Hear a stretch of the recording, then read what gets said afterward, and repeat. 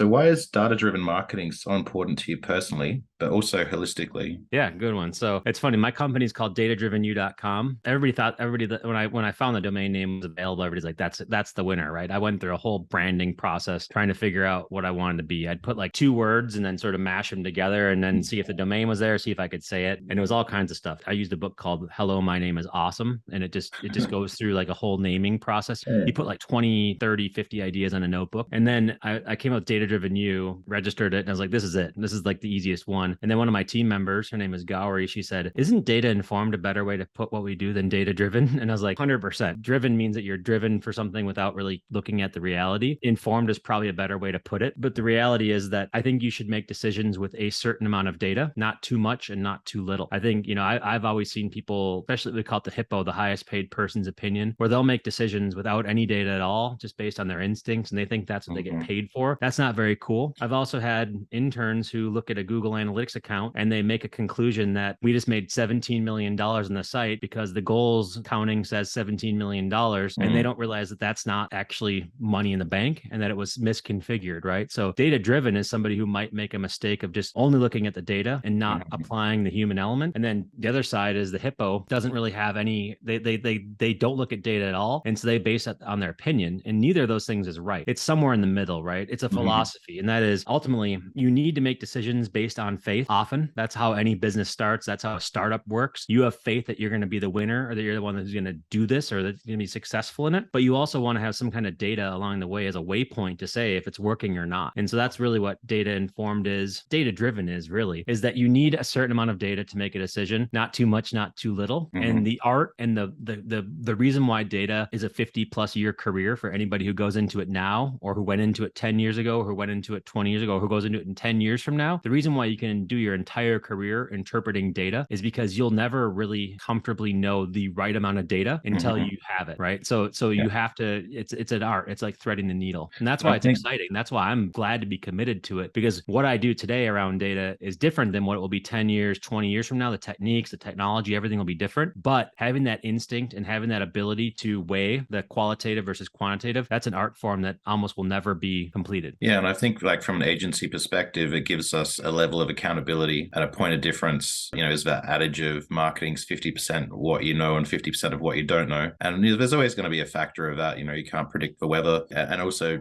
a level of experience and knack and skin in the game, so to speak. But the data certainly, helps present a story to the hippos, as you mentioned. Great segue.